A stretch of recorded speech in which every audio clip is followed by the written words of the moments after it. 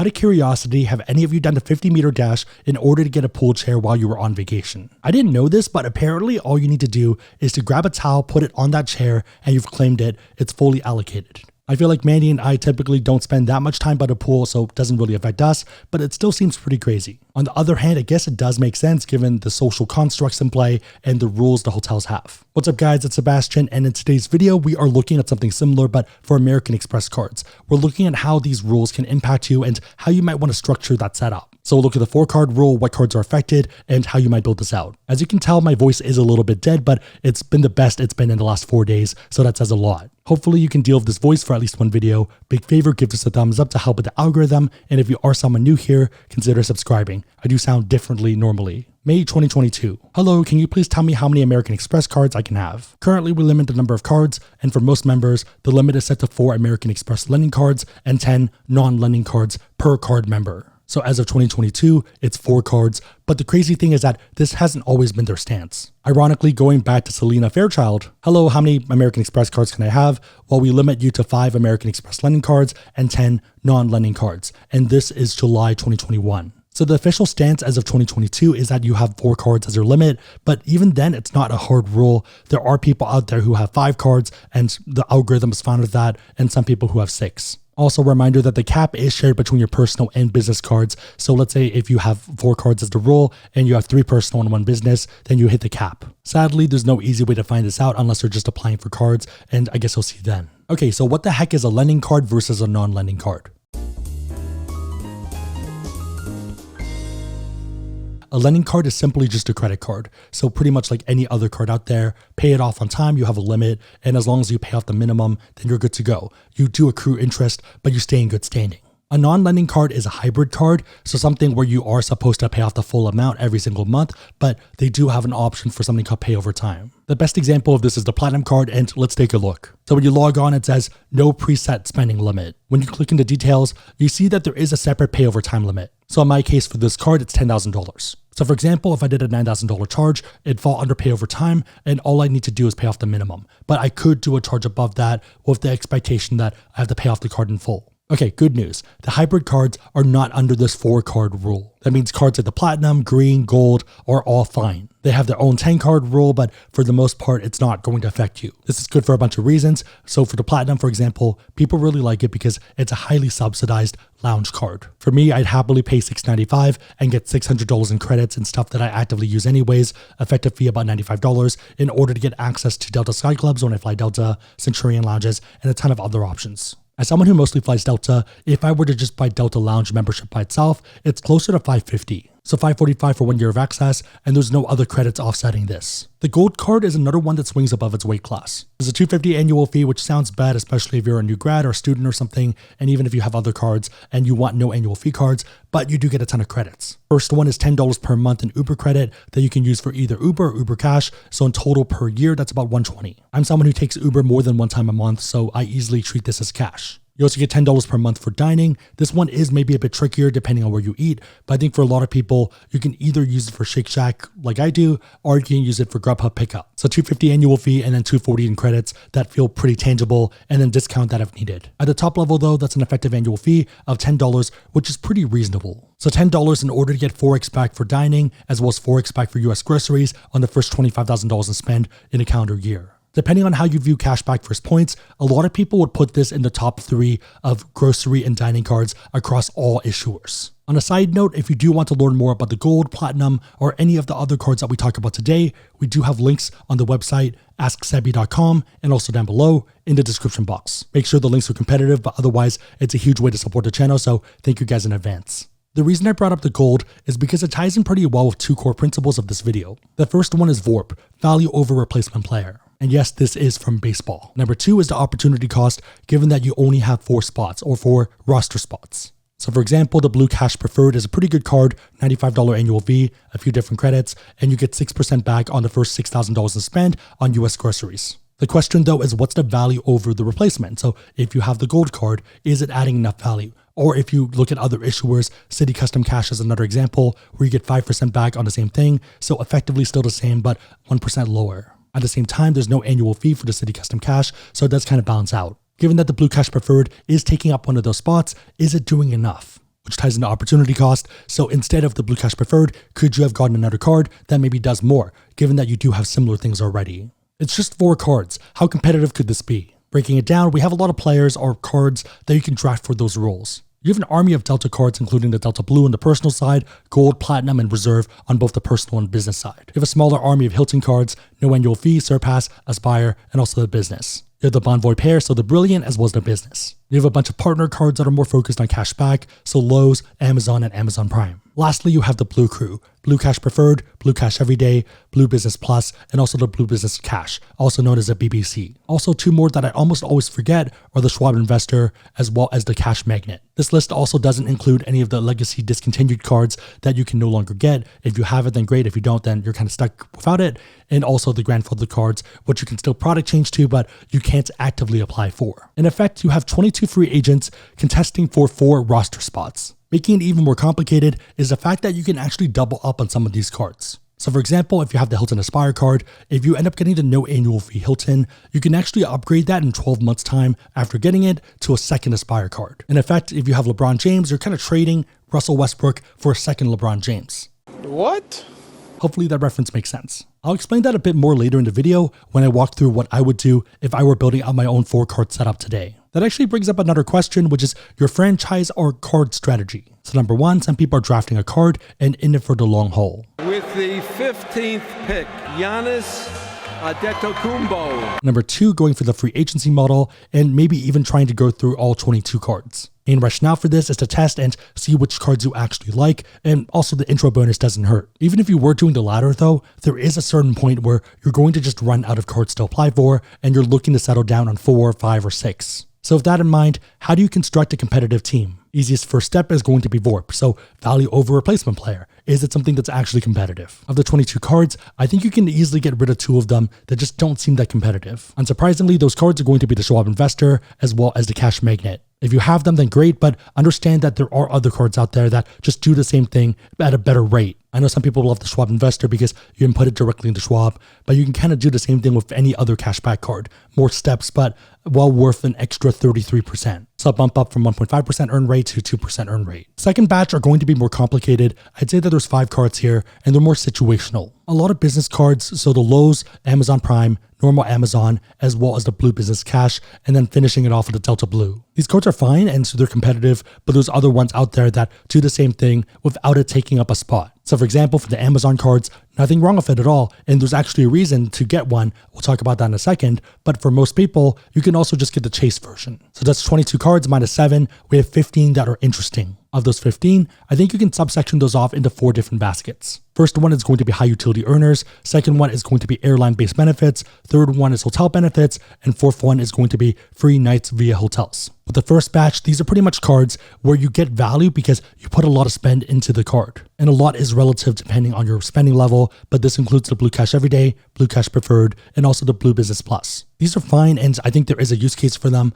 but for a lot of people, they might not make as much sense as you think. So for example, the BBP is great, 2x back on up to $50,000 in spend per calendar year, so getting MR points, which is good, but at the same time, if you have the City Double Cash, you can earn 2x thank you points, and that's uncapped. I would argue that thank you points are not as valuable as Amex MR points, but still, you get the idea that uncapped versus capped, and this taking up a spot. And to be fair, 2 of these do end up tying into a cashback setup, and one of them has a pretty unusual benefit that might end up yielding you more back than any rewards that you earn. The second group is the largest and also the most tricky because it is something that only works for some people. It's Airline Rewards, but if for someone that's not based in certain airports, then it might be useless. I can harp about how great Delta Sky Clubs are and how you get free checked bags with the Delta Gold card, but if you're in Chicago ORT Airport, then that's not going to be useful. So taking a look, Delta has less than 4% market share there. Instead, you have United and American being the key ones that you're probably going to fly. Same thing with DFW, Dallas Fort Worth. American Airlines takes up 62% of the market share. It might be useful if you connect between certain airports, but it's not as useful as you might like. As you'd expect, we're dumping into Delta Gold, Platinum, and Reserve on both the personal and business side. If you like it, then great, but for a lot of people, I guess for 66% of people in the US, give or take, it's not going to be relevant. And obviously, I am skimming through a lot of this, so boost for status if you have companion certificates for the Delta Platinum and Delta Reserve, and also things like lounge access for the Reserve. For number 3, hotel perks, it's interesting because there is a lot of overlap. I'd say that the no annual fee Hilton is the most straightforward one, where you're getting silver status and pretty much it for the most part for our purpose. And then you have the Hilton Surpass, which has lounge access via Priority Pass, and you also can spend your way to get additional nights. Same thing with the Hilton Business, where you can spend your way to an additional night, technically 2 there, and also you have lounge access via Priority Pass. I'd say that the main draw of this basket is that it's very useful for people who are not sure whether they like travel, because you can still try things out and maybe see if you like it beforehand. So for example, instead of full on getting a platinum card and focusing on that lounge access, maybe you try out Priority Pass and maybe you just don't care. The last batch are going to be hotel night cards, also known as keeper cards. This includes the Hilton Aspire card, Bonvoy Business, and also the Bonvoy Brilliant. Main idea is that you're paying X dollars in annual fee, and then you're getting a free night from paying that fee that you can redeem, ideally for more than X dollars in value. So for example, paying $125 and then using that night to redeem for a $300 per night hotel. The question is whether you can reasonably and consistently get value from those nights. For a lot of people, especially people with families, it might end up being a skip, because if you're forcing yourself to stay somewhere that you don't want to and it complicates your whole vacation, then it doesn't really make sense. For other people though, if you travel, let's say once a quarter, especially if you go to conferences where things can be pretty expensive, it's just nice to have that option in your back pocket. Another big group that tends to use this a lot are going to be people after aspirational YOLO style travel. So you only live once style traveling. One thing people complain about a lot is that there isn't as much availability as they would like. And I do realize that in the last 2 years, a lot of people are now trying to travel, so it has been tougher. But let's do it live and see if we can find anything. So for the Conrad Maldives, we're on the Hilton website, make a reservation. And let's say we want to go in September, in a month, 22 to 23. You don't actually have to go for those dates. You're just selecting something and you're going to click My Dates Are Flexible in order to see the whole calendar. So press book and it's going to show you what's available. And these are the room rates, $779. And it does get a little bit more expensive, but we'll dive into that in about 30 seconds. If you click this top corner, use points and money, you're going to see what are available or what nights are available using your points. So what you're looking for are these standard room awards. Generally, it's going to be something like 80,000 points to 150, depending on the property. As long as you can find a standard room award rate, that means you can use your certificates from the Aspire card. So 120 using points, and if you did a quick book feature, even with the Hilton discount, it's going to be closer to 966 given the taxes and fees, and you don't have to pay those when you're using points or certificates. As of filming, September is wide open. Generally, the best time to go to the Maldives isn't really during September, so it's before the super great time, but it's also when more availabilities open up. If you're someone that wants to go for Christmas, then you have to pay the retail price. Retail for Christmas is already fully sold out, so you're out of luck there. So if you see these premium room awards, that means that they either didn't open up availability or other points people already took those nights. It tends to generally be the latter because a lot of these hotels do have a requirement to open at least some rooms to award members. Even then, for December, during the most peak time, there are 2 nights open. So on 9 to the 10 and also from the 20 to the 21st. You'd want to kind of tie more nights together, but the idea is that there are availability points. You're pretty much waiting for other people to cancel in order to scoop up their availability. So for September, it's $966 after taxes and fees, and I'll happily pay a $450 annual fee to get a card that pretty much gets me one of these nights because it's half off. And that's completely ignoring the other credits that come with the card. I'll discuss that a bit more when I talk about the setup that I would do. Okay, so with all that said, understanding the constraints, why this matters, and what cards are affected, how would you build setups around this for cashback, travel, and what I would do? For cashback, one of the lucky things is that you don't have too many constraints. The opportunity cost doesn't seem that critical. At the same time, you also don't have as many options, so there's pros and cons there. I think the first card, and a pretty no-brainer one, is the Blue Cash Everyday. It has no annual fee, and you earn 3% back for US supermarkets, capped at $6,000 in a calendar year. So that by itself doesn't sound that interesting, but the one interesting one is going to be 3% back for online shopping.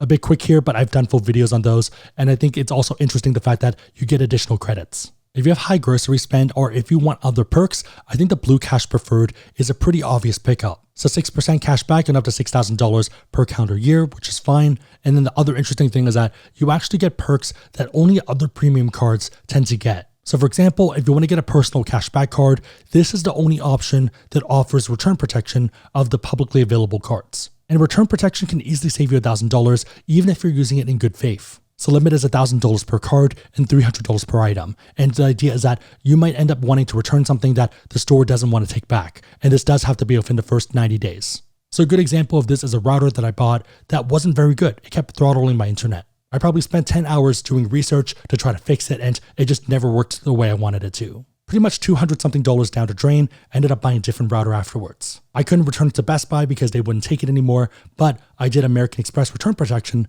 because it was within 90 days. Amex tells you to either send it back to them or to keep it or give it to a friend. As you might expect, I don't really use this one, but it's still a good prop. There are a ton of rules here that I'd recommend reading before you use the perk, but for a lot of people, this easily outweighs the annual fee using it in good faith. If you're comfortable getting business cards, I think either the Amazon Prime or the Amazon card are worth considering. Interestingly, both of them also have return protection, so that's a case for those cards as well. So we have the Blue Cash Everyday, the Blue Cash Preferred, one of the Amazon cards, and I'd probably get the BBC card, the Blue Business Cash, to finish it off. 2% back on up to $50,000 in spend isn't really too drastic, given that there are other no annual fee cards that do the same thing without the cap, but I think it's still pretty good from a business perspective. So if you have to use your business card, 2% no annual fee is pretty solid. For people under the 5 or 6 card rule or people who don't like the suggestions I gave, let's toss in 2 more flex ones. The first one's going to be the Delta Blue card, no annual fee, and it just doesn't hurt you. It doesn't do that much in terms of perks, but for all you know, you might end up moving and it might end up being useful.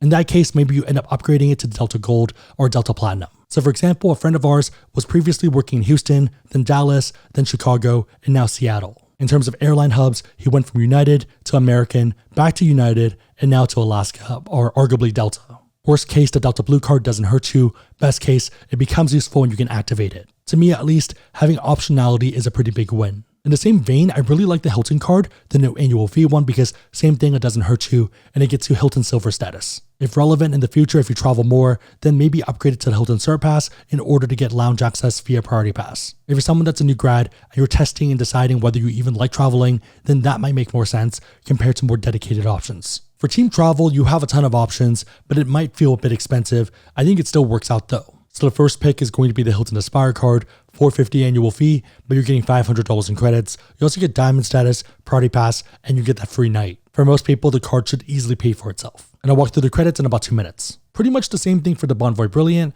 so a $450 annual fee, but you have $300 in Bonvoy credits, and you also get that free night along with Gold status and Priority Pass. This one might be closer to a break-even card, but if you use hotel nights, you should be able to get value. Third pick, as you might expect, is the Bonvoy Business. Same exact idea. You're paying an annual fee, you're getting a night, and you should get value. To finish off the team, I think number 4 would be the Delta Gold card, mostly for free checked bags, and then with the ability to upgrade or downgrade as needed. For the 2 flex cards, I'd probably go with the BPP, the Blue Business Plus card, just to earn 2x back in MR points, which is pretty good. Last one would be the Hilton Surpass. Priority Pass there doesn't really matter as much because pretty useless in this case, but there is going to be that additional free night if you spend $15,000 in a calendar year. Pretty aggressive for most people, but it might make sense if you have business expenses or a tax payment. Again, if you want to learn about any of these cards, we have links on AskSebby.com and also down below in the description box. Okay, so if I were to build out my own 4-card setup, what would it be? Playing within the confines of the rules, but also making it a lot less interesting, I'd probably go for 3 Hilton Aspire cards and then also 1 Bonvoy Brilliant. I'd apply for the Aspire card, get the intro bonus, apply for the no annual fee, and the Surpass, get those intro bonuses, and then for those 2 cards, wait 1 year to upgrade to 2nd and 3rd Aspire cards. Main rationale is that I'm comfortable paying $450 to get $500 in credits per card, along with 1 free night. Bonvoy Brilliant is pretty much the same idea, not as good arguably, but you get a lot more flexibility in case they change their program. And also, Bonvoy's footprint is pretty big. If I had to add 2 more flex cards, it'd probably be 2 more Aspire cards. So that's what I mean by saying it's not that fun of a video. Or it's fun, but maybe not that useful. And yes, I realize paying all those annual fees probably sounds pretty absurd, and in a lot of ways, it is. Even for just Aspire cards, $450 times 5, that's $2,250 just in credit card annual fees. I think if you take a step back and you write it down, and especially if you actually look at your travel and your travel plans, if you want to do a honeymoon or anything, or just take cool trips, then you probably are going to spend more than that. So for $2,250, I'm getting $1,250 in airline incidentals. Again, pretty easy to bank that for future travel, and then $1,250 for Hilton hotels. Technically, it's a Hilton resort credit, so if you use it towards food and stuff when you're at the resort, then that's great, that works, but you can also use it for the room rate at Hilton resorts. So we talked about some Hilton resorts that are pretty expensive, but you can be pretty economic about this as well. So for example, if you look at Vegas under the Hilton resorts, you search for it, you have the Waldorf Astoria, which is $344. Pretty expensive there, but if you want to be fancy, then there's your option. If you want to be more economic, you can stay at the Tropicana or the Virgin Hotel. Not the best hotels by any means, but it still works, you can get value, and that's a lot of nights. On top of that, you get those 5 free night certificates, and if it's $1,000 a night, that's still $5,000 in value. If you talk to people who are taking honeymoons or other grand trips, they easily drop $10,000 to $25,000 for the trip. It's not a free trip by any means for us, even if we use credit cards and points and stuff, but it's highly subsidized. I'm fine doing research and legwork if it's helping with upgrades and getting these experiences that otherwise feel out of reach. Also, worst case, even with these 5 cards, if you don't like them, if you're taking some time off or something, or you're doing a master's degree, then you can downgrade them into no annual fee Hiltons. Again, optionality is always helpful. If you made it to this point in the video, then leave a palm tree emoji chair thing down below in the comments, and I'll try to heart it and also respond. Also, in case you didn't realize, it's a callback to the start of the video. My question for you is, if you were building out your own setup, what would be your 4 cards, and what would be the 2 flex cards? Let me know and everyone else know in the comments down below. Big favor, give this a thumbs up, consider sharing it with a friend, but otherwise, hope you guys liked it. See you guys next time.